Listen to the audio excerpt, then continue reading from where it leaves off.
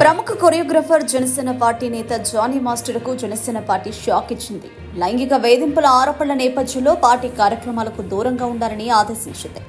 Rayadurgam police స్టేషన్లో case నమోదైన విషయాన్ని ప్రస్తావిస్తూ జనసేన ఈ నేపథ్యంలో పార్టీ కార్యక్రమాలకు దూరంగా ఉండాలని స్పష్టం చేసింది. మరోవైపు తక్షణమే తమ ఆదేశాలు అమల్లోకి వస్తాయంటూ అధికారిక ప్రకటనను జనసేన విడుదల చేసింది. మరోవైపు జానీ మాస్టర్ తనను లైంగిక వేధింపులకు గురి చేశారంటూ ఓ యువతి పోలీసులకు ఫిర్యాదు చేసింది. మహిళా కొరియోగ్రాఫర్గా పనిచేస్తున్న ఈమె జానీ మాస్టర్ తనను లైంగికంగా వేధిస్తున్నారంటూ పోలీసులకు ఫిర్యాదు చేసింది. ఈ ఫిర్యాదు ఆధారంగా పోలీసులు కేసు నమోదు చేశారు. ఈ నేపథ్యంలోనే జానీ మాస్టర్ పవన్ కు డై హార్ట్ ఫ్యాన్ కావడం, గతంలో జనసేన కోసం బాగా పనిచేయడం, పాటలు కంపోజ్ చేయడంతో పవన్ కళ్యాణ్ జనసేన పరువు పోయినట్టయింది. దీంతో జనసేన పార్టీ చర్యలు తీసుకుంది. కేసు నమోదైన నేపథ్యంలో పార్టీ కార్యక్రమాలకు దూరంగా ఉండాలని ఆదేశించింది.